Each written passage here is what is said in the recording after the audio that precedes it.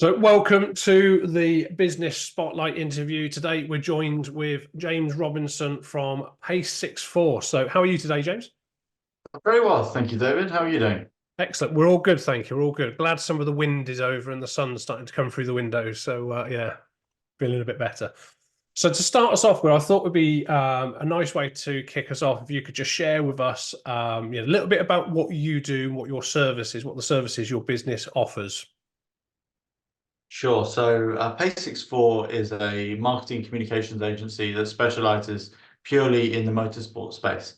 So, we provide marketing, communication, and commercial services to teams, leagues, drivers across the motorsport spectrum. So, that includes Formula One, Formula E, a World Rally, and World Endurance Championship, anything on two and four wheels that has a motor on it, whether it be an internal combustion engine or an electric motor. And we also represent a number of drivers as well in terms of their commercial marketing and communication requirements. So whether it comes from the running their social media feeds to managing their partner portfolio, their sponsor portfolio, their content production, communication, PR. We do all of that. Very good. I'd imagine you with the electric cars and things coming along, you've seen a bit of change in the industry over the last few years.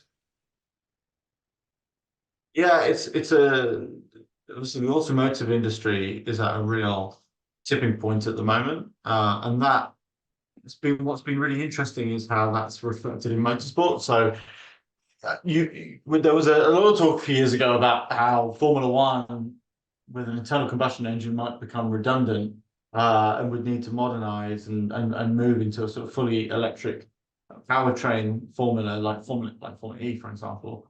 But we haven't really seen that actually. F1 has done a Okay. very good job of harnessing its existing fan base and really repositioning itself as the global motorsport purely from an entertainment point of view, but also in terms of the speed of the cars. It's still obviously the pinnacle of motorsport, and also from an on-track racing perspective. Yeah. Nothing comes close to F1. So yeah, it's interesting how the cars out on the road, which is changing rapidly at the moment, as Yeah. an industry, is somewhat reflected in motorsport, but it's not it's not a complete cut and dry reflection of the two. That's interesting. Yeah, it's quite an emotion, isn't it? Sort of motorsport and the sort of feeling and the sound of the engines and and all that sort of stuff. Really cool. So how long has the business been running for? So the story behind the business, I run the company with another guy called Ben Cowley. Ben and I were fresh-faced graduates at what is now the Alpine F1 team, what Okay. was the Lotus F1, what was the Lotus F1 team when we were there, 13, 14 years ago now. And Ben was the first ever social media executive, I think, in Formula One history, certainly at that team. And we had 50,000 Twitter followers, and Instagram hadn't even been invented. So Right. this was 2011. I was on the commercial team. I was a researcher in the commercial department. And Ben then went off to Mercedes. He got headhunted by them when they were expanding rapidly, ahead of their dominant phase in the sport, and from 2014 till 2021. Um, I stayed at Lotus, which then morphed into Renault, and then joined Formula One upon the Liberty Media acquisition in 2018. At that point, Ben actually left Mercedes. He'd become head of content, worked his way up to head of content at that point, and he formed an agency called 64th and Social, which is our content production, social media business. I was still at Formula One, looking after their global sponsorship portfolio, and then I left F1 at the end of 2020 to form another agency called Pace. And then Ben and I been great friends. We were best men at each other's wedding, and Ben came to me and said, what do you think about combining our two companies? Which we did, and a number of different strengths within that. One, we're both very different people, but we're Yeah. both very complementary strengths. So Ben's very Ben's a great operational guy. He's got great creative vision. I'm much more of a numbers guy, business guy. But then also our services are very complementary. You know, I do sponsorship development, sales, partnership management, whilst Ben looks after social media, PR, comms. That's much more his area of speciality. So between the two of us, neither of our agencies were conflicting. We're actually very complementary, and we actually had a few, areas of personnel within our respective teams where we could be additive to each other, and there was no area of conflict. Plus, of course, it helps the fact that we're really good mates and we go back a long way. We trust each other and respect each other immensely. So we decided to merge the two agencies, which we did at the end of 2022, to form Pay64. We actually spent about a year trying to come up with a complementary name. And then by the end of it, we thought, okay, yeah, let's take the 64 out of 64 from social and the pace out of pace. And we came up with Pay64, which is what we are now. So, the short answer to your question is that with Pay64, we've only been around for about 14 months. But as an agency, our nucleus, the 64th and social, has been around for just gone 5 years now. Okay, so there's a couple of sort of questions springing to mind. So there's the sort of starting the business 5-6 years ago, and then the merging piece of two people coming together. So, what challenges did you have or Ben have in the early days of setting up the businesses, and what did you learn from that? And then what challenges did you come across when you then joined forces? So I think both Ben and I faced the same challenges when we created our respective agencies. So when we formed Pace and 64th, obviously I was a couple of years behind him. And the usual things, right? You're creating something from scratch. Neither of us went into starting our own businesses with any clients already on the books. It was literally starting from scratch, and okay, I've got no money coming in this month, so I better get moving. And so that is a huge leap for anyone to take, I think. And I talk to a lot of people who I used to work with at various companies and friends and whatnot, and I always hear them say, I love the idea of running my own company, but I just could never take that jump. I could never, the idea of starting something from scratch, and if it fails, then where do you go? And the sort of safety blanket of being employed in employment, I think, is a big detractor for a lot of people, and it's definitely not for everyone. It is. Yeah. It is still. But one of the things that I think both Ben and I said to each other a lot is how we trade on our reputations and our friendships, and the people we know and get on with in the industry. And I think we were both very pleasantly surprised by the amount of goodwill and good reputation that we built up respectively for each other. So for our which obviously then translated into our respective companies. We never take anything for granted. Yeah. And you're only as good as your last. Well, in my business, you're only as good as your last deal, and in his business, you're only as good as the last piece of content you created, or the last client you had. So it's still very much agility is still really, really the key. And then on the merging part, that's a really interesting one, because both of us went into starting our own businesses with the idea of freedom. We think for a lot of people, the real tantalizing prospect of running your own company is having that freedom with your time. There's the fact that to do an interview like this, I don't need to go and seek approval from it. Yeah.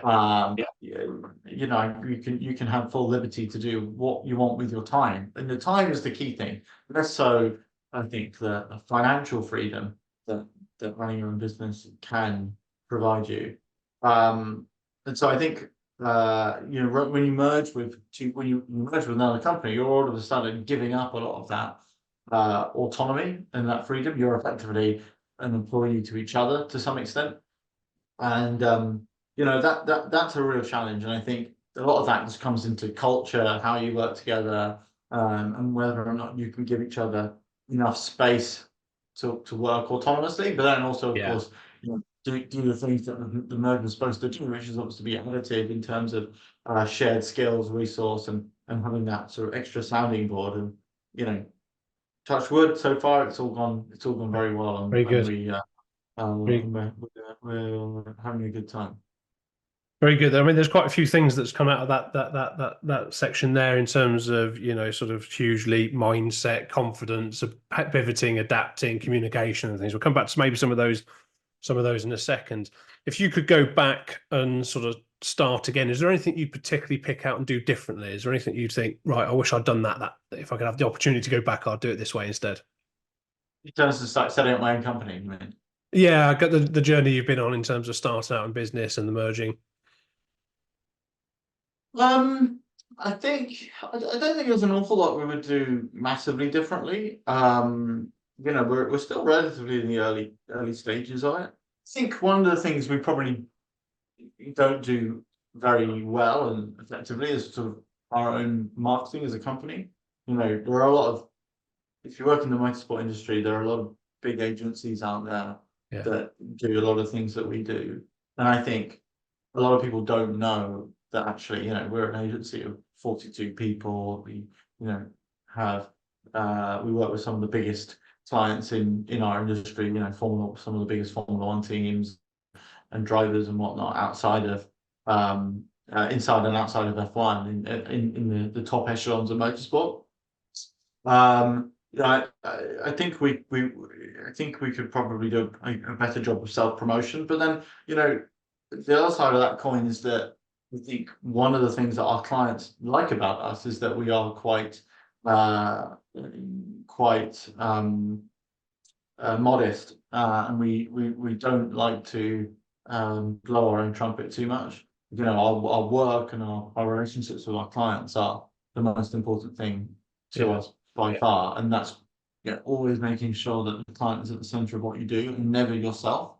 I think is so important, and always ensuring that the client comes first, and whether that is a call at 1 o'clock in the morning on a Sunday night, or or an impossible brief that you have to fulfill within an impossible time frame. I think all of that stuff is really important.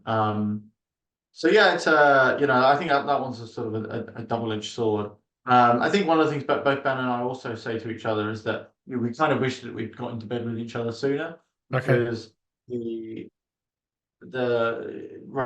starting a company from scratch, you spend a lot of time. I don't think I made any wrong decisions.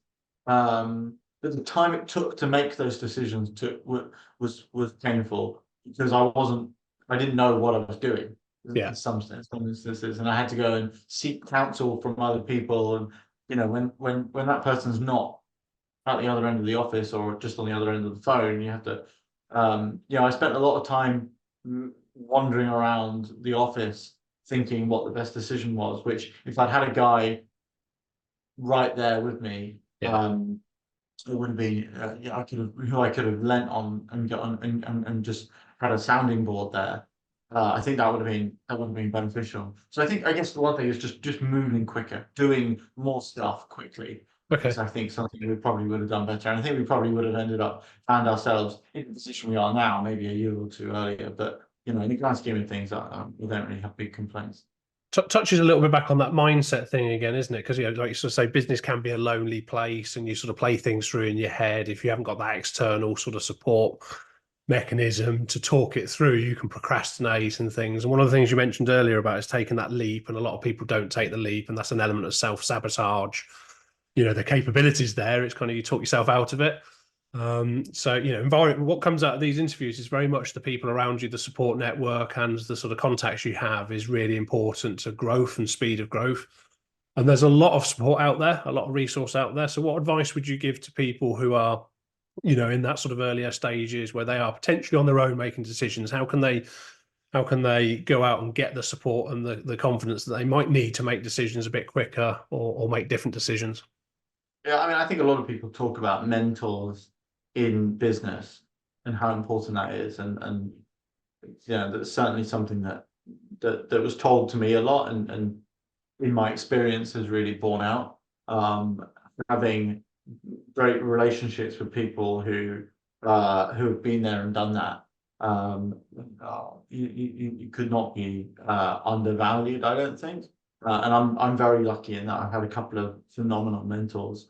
Um, actually also, yeah, and you're sort of your typical mentors, your some of your first bosses, your Yeah. parents, but also mentors within our organization. Some of the guys in my team, some people at home, my wife, my family, they can also be great mentors as well. So I think building that network of um, around you, and I think having a curious mind is really important, but then also being brave enough to make decisions.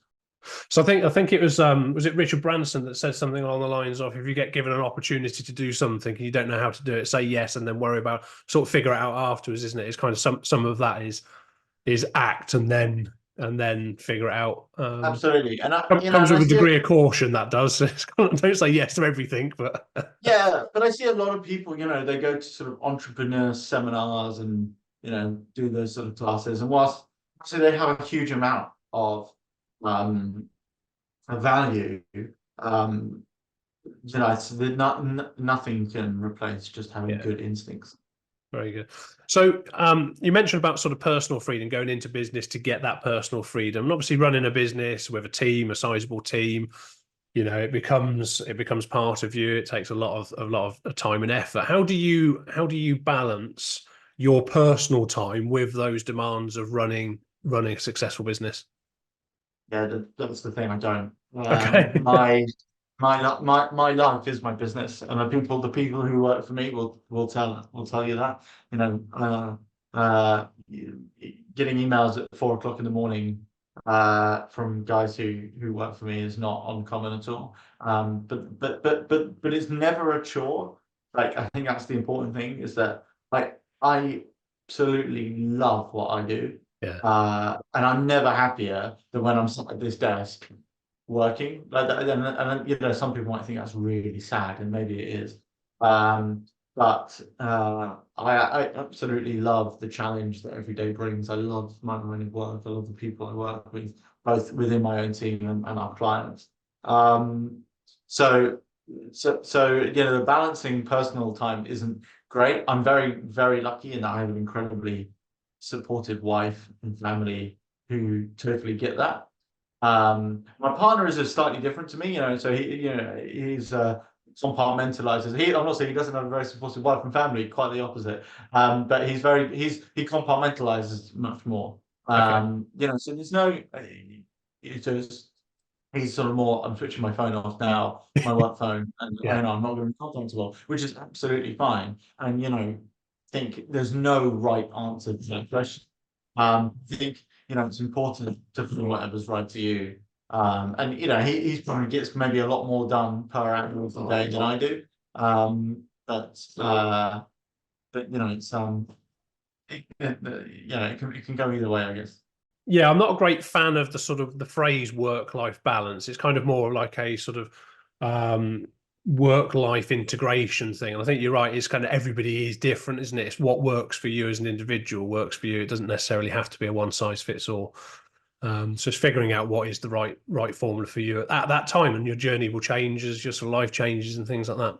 What about Absolutely. let's talk about team then. So you got a sizable team. What do you sort of look for in the qualities of the people in the team to get around you to sort of have that sort of real productive working environment? What qualities are you looking for? So I run effectively a sales team. So there are obviously skills that sit within that are really important. Being able to work independently, being creative, being compelling, being a good communicator. These things are obviously all very important. But I also look, when it comes to the composition of the team, how well people are going to gel internally. And I think people having the right balance of social interests, the right profile in terms of personality is massively important. So, I really look actually for likable people, Okay. because that often ticks both boxes, right? So a likable person is often a good salesperson. You know, I think it's a bit of a myth, this idea that to be a good salesperson, you need to be a terrier or a Rottweiler style personality. I think actually the best salespeople are the people who are best at making friends, and so, and in a sincere way, you Yeah. know, not in a in a way in which you're just you're making false relationships just to get a deal done. Um, and then, of course, you know, if you're a likable person, then you often gel well with other people within your team. So that is really the quality. You know, I don't have anybody in my sales team who's really I would say is a sort of objectionable sales guy like you often see in some other organizations. And some of those people say, you know, they're necessary evils, and you may well be right. But in my experience, I tend to look for people who I know will be liked by their colleagues and Okay. by their clients. So I guess what I'm hearing is you're looking for people that are aligned in sort of values culturally and sort of, you know, attitudes and things, as opposed to a skill set as a Yeah, priority. It's more about the person as opposed to their skills at the time. yeah, I would say so. And obviously, like skills are massively important, right? Yeah. Um, but you can teach people skills. It's very hard to teach people their personality.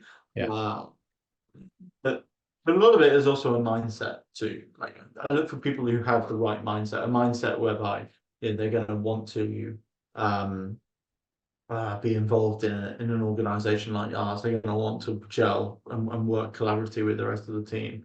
And you know, one of the things that is often quite common in sales teams is lots of infighting and you know people almost trying to create. There's one thing about having competitive tension. There's another thing is when it goes too far, and that can very easily spill over into sort of unproductive conversations and Chinese walls going up Yeah. inside organizations and things like that. So it's really very much a cultural thing and a you know creating people who I think are gonna mesh well in a team. But also just you know you want to generate good, competent, intelligent people. It's also very important as well, I think. Yeah, absolutely. Absolutely. Well, it sounds like you've got a very successful team there, and you know you're growing well, and the business has been going for a few years now. What does the next 5 years look like? Where do you see yourself in the business in 5 years' time? And have you got any advice for business owners that are looking to grow? Um, so I mean, we in terms of sort of where we want to see the company in the next 5 years, I wouldn't say there is uh, a precise number of things that we want to get to. We obviously want to continue to grow. We obviously see there's a number of different um, areas within our industry that we can go into. So, you know, there's areas within motorsport where we don't have a presence right now, where we would really love to. There are services that we offer that we don't really fulfill that we'd like to do. But you know, we don't have a goal that by 2029 or 2030 we want to be, you know, X number of people making X revenue. Because we're still in a quite a nascent stage, and as I said, agility I think is really key. Um, yeah, but we do have a few sort of big plans that we'd like to achieve. And I think as it relates to advice for people when scaling, I think scaling quickly is obviously okay, that has some pitfalls, but also some massive advantages. And the more people you can bring into your organization quickly, uh, often the better. Not to a point where you obviously have people who are not doing anything and you know you're wasting money. But I think one of the things that's really helped me grow our business is having resource whereby um, they can quickly take ownership of certain things and do that well so that I don't have to think about it and I don't importantly don't have to do it from an executive point of view, which then frees me up to be much more to have much more oversight of the company and then you know look at where look at our sort of general direction of travel and how we can try and Yeah. build on that. And I think that's the problem for so many entrepreneurs and so many business owners is that they get mired in the day to day Yeah. and they don't look at sort of blue sky. And as I say, I don't have sort of like things that we want to do in terms of like revenue or employee numbers and things like that, because you have to be agile. But in order to be agile, you also can't be too mired in the weeds of Yeah. everything that's going on a day-to-day basis. I think you brought it So up at the beginning of the interview is around that awareness around your skills, your strengths, Ben's skills, Ben's strengths, and understanding where the holes are and where the gaps are, and then having the confidence and the a belief to actually get the people around you that complement those skills and those skill shortages. Quite often, business owners will be reluctant to do that. They can be holding on to too much and can stifle the growth. They become the bottleneck of 100%. growth. Yeah, Yeah, I mean, in being a good, I guess one of the to your earlier question about necessary skills and advice and things, delegation, I guess is the key thing there. Um, Being able to delegate effectively, which doesn't mean just shirking away from doing work yourself. It means finding people who are going to relish the challenge and do it well. And take it off your plate, not just from a time perspective, but also from a mental point of view, so you can have the mental freedom to think about other things. Is so important. yeah. To get the headspace is another common theme actually with successful entrepreneurs is they create space to be able to think creatively and strategize and stuff. That's some really useful stuff there, James. That's been really, really great. There's probably, I always finish off with the one question that I probably should have asked that I haven't. So is there a question that I haven't asked you that I should have done? God, Put you on the spot. that's a good question. Yeah. I mean, I think you covered everything very effectively there. I mean, yeah, if I was let's say if I was interviewing, my partner, um I think I'm always very curious to understand like where people's um sort of genesis of their entrepreneurship comes from. Okay. So is it something that they always wanted to do, or is it something that they sort of fell into? Because I think it varies massively. In my case, I always wanted to be an entrepreneur, but I was never really brave enough to be one until the sort of circumstances presented themselves where I took that jump. And I don't know in hindsight whether or not that was the right thing or not. I don't know. Maybe would I have been better off just going off and trying to build my company at the age of 20 rather than at the age of 30, which is what I did. One, obviously, I'd had the ability and the time to build a really good network and great relationships in my industry. But obviously that's 10 years of time that I could have been building a company, where instead I was mired in the on the PAYE sort of circle, which is as I say is great for a lot of people and works very well for the vast majority of people. But for people who have an entrepreneur spirit, I think um it can feel quite oppressive. And that's certainly what I felt. And I'd always been a sort of frustrated entrepreneur for the first sort of 10 years of my career. So so far I'm absolutely loving it, and I don't see any way back into into working for a large organization. But never say never. Well, I'm sure you've got all the attributes to make an absolute huge success and it's a very bright future. James, thank you ever so much. It's been really interesting, such an exciting arena to be involved in, the world of motorsport and things like that. Great to learn more about you, your business, and the success you've had. Where would our listeners go to sort of get more information about you, the business, and maybe even to get in touch if they need to? Pay64.com. So it's PACESIXFOUR.com. Perfect. James, thank you very much. Super. Thank you.